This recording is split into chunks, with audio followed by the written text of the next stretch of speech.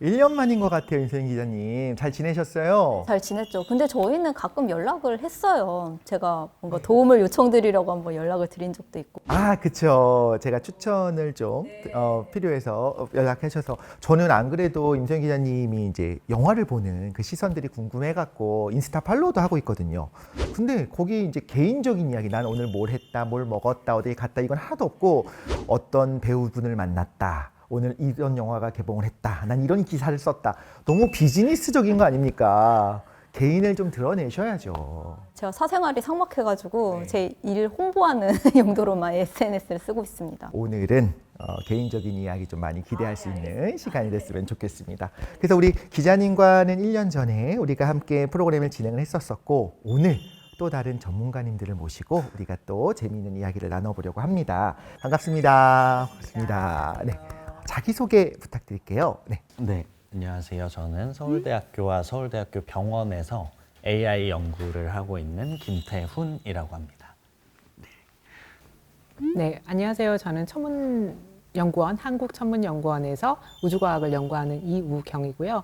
사실은 제가 주로 연구하는 분야는 지구 주위의 우주 환경을 연구를 합니다. 그리고 실제로 이제 지금 제가 현재 참여하고 있는 프로젝트 중에 하나는 우주에서 그 지구에 여러분 오로라 아시죠? 네. 오로라를 관측하는 관측기를 개발하는 프로젝트를 수행을 하고 있습니다. 우리가 작년에 진행했었던 프로그램 중에 그 우주 쓰레기 문제가 있었어요. 그래서 영화 이름이 뭐였었죠? 승리호. 승리호. 승리호를 우리가 리뷰하면서 같이 우주 쓰레기 이야기를 했었었거든요. 재미있게 보셨었나요? 혹시 승리호도? 승리호 재밌게 봤죠. 저도. 예. 오늘도 또 재미있는 이야기 함께 나눌 수 있을 것 같습니다. 올해도 과학의 달을 맞아서 과학적인 토크를 다양한 문화 작품들과 함께 우리가 준비를 하고 있는데요. 오늘 대화를 나눠볼 첫 번째 주제, 영화, 바로 영화 프리가이입니다. 맞습니다. 프리가이. 저는 처음에 뭐 포스터라든가 이런 걸 봤을 때 그냥 오락 영화라고 생각을 했어요. 정말 유쾌하게 보면서도 그 안에 숨어 있는 것들을 보니까 좀 생각할 것이 많고 또 요즘 되게 좀 핫한 여러 가지 주제들이랑 연결되는 게 많아가지고 한번 같이 이야기를 해보면 어떨까 해서 준비를 했는데요. 프리가이에 대한 어떤 전체적인 줄거리, 맥락들 또 이제 전문가이신 임소영 기자님이 정리해 주시겠습니다. 네, 프리시티라는 가상의 도시에 살고 있는 가이는 짜여진 각본대로 매일 똑같은 일생을 보내며 지내는 프로그램 속 NPC입니다. 어느 날 가이는 지나가던 한 게임 유저에게 한눈에 반하게 되고 그날 이후 반복되던 가이의 일상에는 조금씩 변화가 생기기 시작합니다. 결국 그의 행동에도 영향을 미치게 되고 실수로 게임 플레이어를 죽이고 마는데요. 그 플레이어가 착용하던 플레이어만의 아이템인 선글라스를 얻게 되며 NPC이던 그가 새로운 세상, 즉 플레이어의 세상에 눈을 뜨게 됩니다. 가상의 도시에서 짜여진 대로 살던 NPC 가이가 플레이어의 아이템을 얻게 되며 그려지는 영화 프리가이와 함께 오늘 이야기 시작해 보도록 하겠습니다.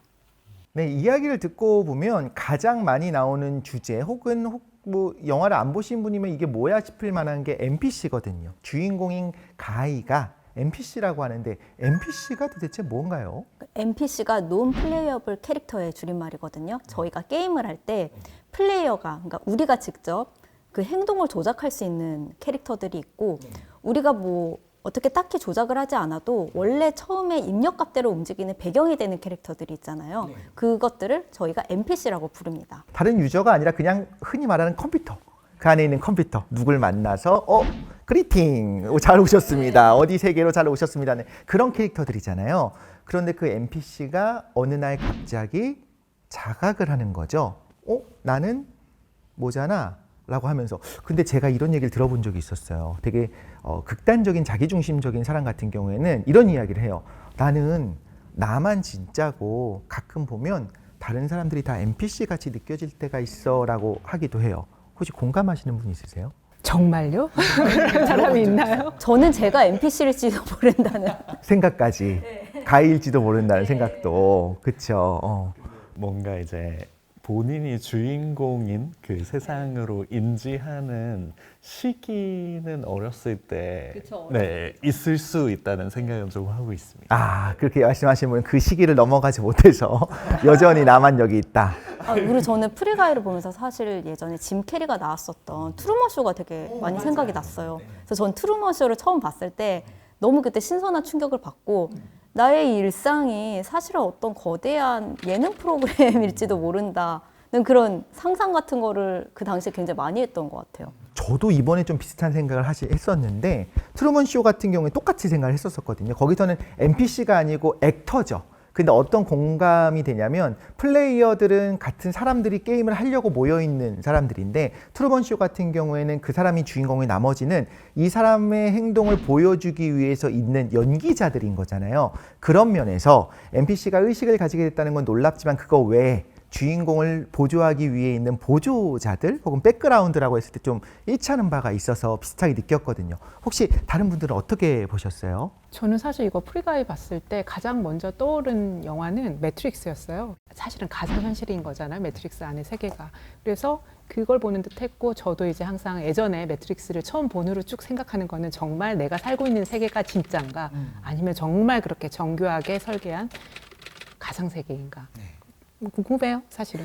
혹시 또 어떻게 보셨어요? 또 AI 전문을 하시다 보니까 전공이 그쪽이시니까 좀 다른 시각으로 좀 보셨을 것 같은데. 네, 저도 기본적으로는 영화는 매트릭스의 약간 최근 버전인데 물론 매트릭스에서는 좀 철학적인 내용을 많이 다뤘다면 여기서는 유쾌하게 다뤘다는 그런 느낌을 많이 받았고요. 그리고 AI도 AI지만 약간 메타버스적인 시각을 많이 넣었다는 느낌을 받았어요. 사실 메타버스라는 게 지금 키워드로는 많이 존재를 하지만 우리가 메타버스가 무엇인지는 아직 체감을 하시지 못하는 분들이 좀 많다고 생각이 들거든요. 그런데 그걸 이제 물론 여기서는 가장 접점이 많은 게임이랑 이제 접목을 해서 많은 분들이 메타버스가 대충 이런 식으로 돌아가는 개념이겠구나 하는 거를 좀 시각적으로 잘 보여주지 않았나? 네, 그런 느낌을 받았습니다. AI, 인공지능 사실 정말 많이 들어봤지만 사실 명확하게 뭔지 정확히 모르겠다 하는 분들도 많이 있어요. 전문가시니까 정말 이것만 알면 AI 어디 가서 누구에게도 나 안다라고 할 수 있을 정도로 간단하게 세 문장으로 요약 부탁드립니다. 아, 네, 세 문장이요. 한 문장 했고요. 일단 지능은 문제 해결 능력인데 그걸 자연이 아니라 인공으로 만들어서 사람보다 결국에는 어떤 일을 더 잘하게 만들고 싶은 게 인공지능이 아닐까. 네, 그렇게 생각을 해봅니다. 언제부터 그 시작됐죠? 아, 네, 사실 가장 많이 회자되는 그런 정의에 가까운 거는 앨런 튜링님이 튜링 테스트의 앨런 튜링님이 1950년 정도의 튜링 테스트의 개념을 얘기를 하셨어요. 그거를 AI의 어떤 시초로 보는 분들도 계시고요. 그게 아니라면 1956년 정도에 그 존 맥카시님이라고 유명하신 분이 또 있는데 그분을 포함해서 다트머스 컨퍼런스라는 그런 회의에서 그때 처음으로 인공지능 단어를 썼다고 알려져 있습니다. 그래서 사실 시초를 따진다면 그 정도 50년대까지 갈 수 있지 않을까 싶습니다. 저는 또 이 영화를 보면서 영화 그녀가 많이 생각이 났거든요. 호아킨 피닉스와 스칼렛 요한슨이 주연을 맡았던 그 작품에서 보면 인공지능 운영 체계와 사랑에 빠지는 것이 가능한가?를 묻잖아요. 이 영화에서도 보면은 이제 가의와 사랑에 빠지는 것이 가능한가?를 영화 한 중후반부까지 계속 생각하게 되는데 정말 인공지능과 사랑에 빠질 수 있는 건지 전문가의 시선에서 한번 답을 혹은 미혼 남자의 시선도 괜찮습니다. 네. 저는 지금은 어렵겠지만 미래에는 모른다고 생각해요. 좀 줄여서 얘기하자면 이전에 그런 대화를 나눌 수 있는 봇들을 개발할 때는 우리가 지식인처럼 뭔가를 물어봤을 때 그에 대한 답변을 찾는 그런 식으로 많이 개발이 되었는데 그런 치챗이라고 하는 자유대화를 나눌 수 있는 챗봇들을 많이 개발을 했거든요. 근데 그런 것들이 페르소나를 부여할 수 있다는 거를 점점 더 알아가고 있어요. 그래서 일단 데이터가 중요하기는 한데 사람들의 일상 데이터를 정말 잘 모으고 그리고 호의적으로 나눈 그런 데이터들을 또 쓰고 그리고 페르소나를 잘 부여하면 충분히 사랑까지는 제가 몰라도 그래도 호감 정도는 가질 수 있는 네, 그런 대화 에이전트는 충분히 가능하다고 저는 개인적으로 생각합니다. 요새 그것도 나오잖아요. 어르신들을 위해서 말상대 해주는 뭐 KT에서도 이렇게 네. 이번에 출시를 하고 했지만 네. 뭐 어느 정도까지일지 모르겠지만 그게 만약에 이제 이런 학습 능력, 인공지능이 가지고 있는 학습 능력을 가지고 있다면 맞춤형으로 이렇게 대화를 가능하게 하고 그렇게 되면 결국은 애착이라고 하는 게 좀 이렇게 애착 관계가 좀 형성될 수도 있지 않을까라는 좀 기대를 사실은 해봅니다. 그 영화를 보면 그런데 그 NPC들이 분명히 인공지능이 들어가 있죠. 어느 한순간에 각성을 해요. 그래서 보면서 좀 무서워지기도 했습니다. 영화에서는 유쾌하게 표현됐지만 혹시 진짜 이러면 어떡하지? 내가 하고 있는 그 게임 안에서 NPC가 반란을 일으키면 어떡하지? 이게 가능은 한 건가요? 이게 사실 인공지능이 굉장히 위험한 존재라고 묘사가 된 것은 SF 영화의 역사에서 굉장히 흔한 일이었어요. 가장 먼저 떠올릴 수 있는 것, 터미네이터 굉장히 두려운 존재였죠. 많이들 보셨을 어벤져스 에이지 오브 울트론에서도 울트론은 정말 우리에게 위협적인 존재였잖아요. 이렇듯 원래 SF 영화에서는 뭔가 인공지능은 위험한 존재가 우리와 굉장히 닮았기 때문에 더 무섭고 원래 미지의 존재가 늘 호러 영화에서 소재로 쓰였기 때문에 인공지능도 그런 소재로 쓰인 경우가 많았어요. 근데 저는 역으로 이제 프리가이를 보면서 인공지능을 좀 다르게 접근한 작품이라고 생각을 했거든요. 원래 플레이어들이 했던 거는 누군가를 때리고 뭐 돈을 뺏고 뭐 그런 행위들이었잖아요. 근데 이 가인은 착한 일을 하면서 이제 사람들의 신임을 얻고 레벨업까지 해가는 그런 캐릭터잖아요. 인공지능을 주인공으로 삼아서 인공지능으로부터 뭐 선의 힘을 이야기할 수 있다는 걸 보여준 되게 디즈니다운 영화다라고 저는 개인적으로 생각해서 지금까지 인공지능을 다뤘던 SF 영화와 차별점이 있지 않았나라고 저는 생각을 했었습니다.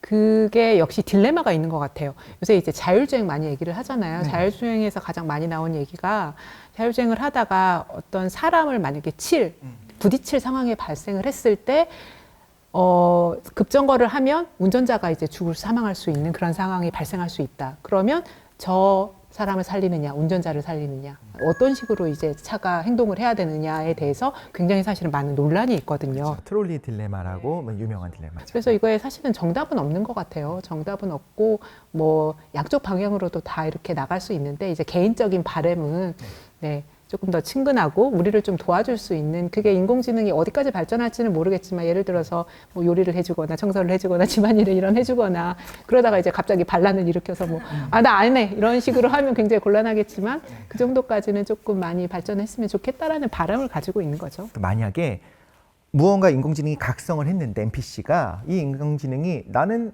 내가 보니까 저 플레이어보다 훨씬 더 악한 일을 잘할 수 있어 라고 해서 더 악한 인공지능이 각성을 했을 수도 있는 거잖아요. 그런 경우에 굉장히 파괴적인 결과를 초래할 수도 있어서 이게 전 두렵다는 생각을 했어요. 그래서 궁금한 건 일단 지금 같은 경우에 굉장히 빠른 컴퓨팅 파워가 있다고 하면 혹시나 슥 하고 각성하는 인공지능이 나올 수 있을까요? 이게 너무 그쪽 공부에 틀에 박힌 사고일 수도 있는데 저는 만약에 각성을 한다면 각성할 수 있는 가능성도 프로그래밍이 되어 있어야 하지 않을까라고 생각을 하고요. 그리고 만약에 NPC가 스스로 각성을 했다고 느끼는 것도 각성을 했다고 느끼는 거지 진짜 각성을 했는지는 그건 또 다른 문제라고 생각을 합니다. 그러면 영화를 보다 보면 그 거리를 우리가 걸어 다니잖아요. 이렇게 우리 주변에 상주하고 있는 친구같이 우리가 항상 도움을 받을 수 있는 그런 인공지능이 완성되어 있는 그 네트워크가 완성되어 있는 사회에 살고 싶을까? 아니면은 이런 세상이 올수록 더더욱 나중에 성공하고 혹은 어느 정도 노년은 그냥 자연으로 가서 그냥 뭐 강아지 키우고 키우면서 그 농사 지으면서 살아야지 이렇게 될까 좀 궁금하기도 해요. 어떠세요? 전 살아보고 싶어요. 그런 세상에서. 궁금하잖아요. 네. 물론 가면 또 후회할 수도 있겠죠. 그때 못 돌아가면 되는 거고요. 돌아가면 됩니다.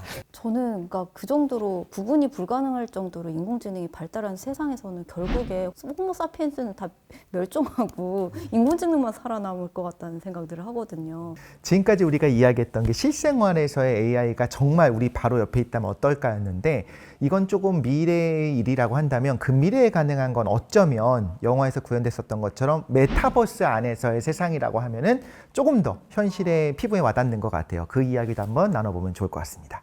여전히 메타버스가 뭔지 모르겠다라고 하는 분들이 많이 있어요. 저도 마찬가지고요. 근데 그거는 메타버스가 어려워서가 아니라 그 설명에 납득을 못하는 겁니다. 기자님 어떠세요? 메타버스 뭔지 아시겠어요? 전 메타버스가 제가 이해한 게 맞다면 옛날부터 있었던 건데 왜 요즘 이렇게 호들갑이지?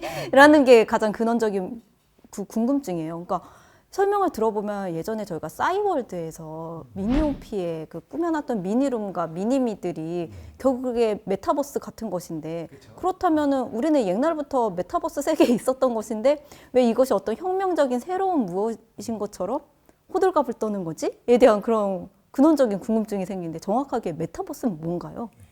저는 말씀하신 것처럼 그 어떤 미니미 개념이랑 저도 완전히 다르다고는 얘기를 못할 것 같아요. 그런데 다만 그때는 그걸로 뭘 할 것인가에 대한 고민이 조금 더 필요했다면 물론 이제 서로 이제 교류하는 공간으로 쓰기는 했지만 지금은 일단 제 생각에는 코로나와도 연관이 많이 되어 있는데 저희가 대면으로 만날 수 없는 상황에서 서로 상호작용을 할 수 있는 그런 공간이 메타버스인 거잖아요. 그래서 가상 공간을 만들었는데 그 가상 공간 안에서 할 수 있는 일들이 이전 시대와는 좀 상상할 수 없을 정도로 많은 걸 가능하게 하겠다. 이게 지금 메타버스라는 키워드를 쓰고 있는 어떤 회사들의, 기업들의 비전이지 않을까? 저는 그 정도로 생각을 하고 있습니다. 그런데 그 싸이월드 때도 그때는 자유롭게 만날 수 있었습니다. 그런데 그 안에서 안부를 굳이 묻고 다음날 만나요. 대학에서 또 만나서 같이 수업 듣고 같이 과제하고 그런데 이제 궁금한 거죠. 저는 이제 나이가 좀 있다 보니까 그 메타버스 안에서 만났던 그 친구들도 이제 코로나는 좀 있으면 종식이 될 거고 정상적인 생활을 하게 되면 그 안에서 만나서 노는 게 아니라 너 우리 집이랑 가깝네? 우리 만나자, 맥주 한잔 하자. 혹은 뭐 어디 놀이터에서 만나서 같이 놀자. 이렇게 하지 않을까. 결국에는 진짜 만나기 위해 사람과의 사람 관계를 만나는 그 장으로서만 하는 거지 결국에 인간은 직접 이 오프라인에서 만나는 걸 원하지 않을까라는 생각을 하는데 어떤 분들은 또 아닐 거라는 분들도 있어요. 가령 메타버스에 관한 가장 유명한 영화는 레디 플레이어 원일 텐데요. 이 스티븐 스필버그 감독님이 결국 이 영화를 통해 하고 싶었던 말은 현실을 살아 이것들아 아닐까 라고 저는 영화를 끝까지 보고 생각했단 말이죠. 그러니까 결국에 그 메타버스 안에서 뭐 어떤 일이 벌어지든 결국 사람과 사람이 직접 만나서 하는 감정 교류가 중요하다. 그것에 가치가 있다는 것을 여전히 사람들이 믿고 있는 사람도 있고 스티븐 스필버그 감독님은 또 그런 걸 영화에 녹여내셨어요. 제가 무언가 또 다른 삶을 살아볼 수 있는 그런 공간? 하고 싶은 것도 여러 가지 있잖아요. 어떤 거 하고 싶으시죠? 예를 들어서 세계 탐험, 오지 탐험, 세계 여행 이런 것들을 경험해 볼 수 있는 메타버스 안에서 특히 요새는 이제 코로나 때문에 이제 여행도 못 가고 하잖아요. 맞아요. 그래서 그런 것들을 좀 많이 경험해 보고 실제적으로 겪어보고 이제 탐험가 이런 뭐 또 다른 꿈 뭐 이런 것들을 해볼 수 있는 공간으로 좀 기대를 사실은 하고 있거든요. 일단 주 세상은 존재하고요. 현실 세계는 존재하는데 메타버스는 분명히 부 세상이기는 할 거예요. 그런데 사람마다 주와 부가 어떤 게 주인지에 대한 생각과 그 두 개 밸런스는 다 다르게 받아들이지 않을까. 네, 그 정도로 생각하고 있습니다. 우리가 이제 사회 전체적으로 봤을 때 우리가 앞으로 살아갈 세상이 기술적으로 말고 어떤 세상이 될지 한번 예상을 해보는 시간도 좀 의미가 있을 것 같아요. 박사님, 우리 앞으로 그 우주 기술 말고 우리 휴대폰으로 접속할 수 있는 그런 세상, 어떤 세상에 우리 혹은 우리 자녀들은 살아가게 될까요? 저는 기본적으로 지금 가지고 있는 인간들이 가지고 있는 불편함을 많이 인공지능이나 로봇으로 많이 해소할 수 있을 거라고 생각해요. 예를 들어서 뭐 장애인 같은 경우에도 뭐 걷지 못하는 분, 뭐 시각을 잃으신 분들도 지금 이제 여러 가지 대체로 할 수 있는 기술들이 개발되고 있잖아요. 그래서 그 정도 수준이면 굉장히 좀 조금은 더 편안한 생활을 할 수 있을 있지 않을까라고 기대는 하는데 다만 우리가 얘기 나눴던 것처럼 어떤 사람의 마음이란 입장에서 뭐 인공지능을 과연 사랑할 수 있게 될지는 모르겠지만 저는 조금은 더 좀 사람다운 사람 간의 그런 좀 사랑이 넘치는 그런 사회였으면 좋겠습니다. 저도 네, 사람다운 사회에 정말 저도 공감하는 바고요. 다만 그 사람다운 사회에 인공지능이나 어떤 메타버스 기술적인 요소들이 그걸 도와주고 더 풍성하게 해줄 수 있다고 생각을 하거든요. 네, 물론 편향된 생각일 수도 있지만 그래서 어떤 좋은 의도를 가지고 기술을 개발하고 혹시라도 이제 그런 사람다운 세상을 해칠 수 있는 여지가 있다면 그런 거에 대해서 조금 생각을 많이 하면서 기술을 개발하면 네네 그런 세상이 올 수 있지 않을까 생각합니다. 그러니까 앞으로 우리 생활이 메타버스 때문에 더 풍성해지는 측면도 있겠지만 굳이 메타버스나 그런 첨단 기술이 아니고 정말 사람과 사람이 서로 대면하고 대화를 하고 서로 스킨십을 하면서 만들어갈 수 있는 것들도 있을 거 아니에요. 그것의 가능성을 기술 때문에 너무 폄하하지는 않았으면 좋겠다라는 생각이 네, 저는 요즘 많이 들고 있는 것 같습니다. 그 디지털 세상도 참 좋지만 또 그 편리하겠지만 우리 아날로그가 주는 그 느낌들 그리고 희한하게 디지털이 발전하면 발전할수록 아날로그를 좀 좋아하고 그 가치를 좀 깨달아가는 것들이 있는 것 같아요.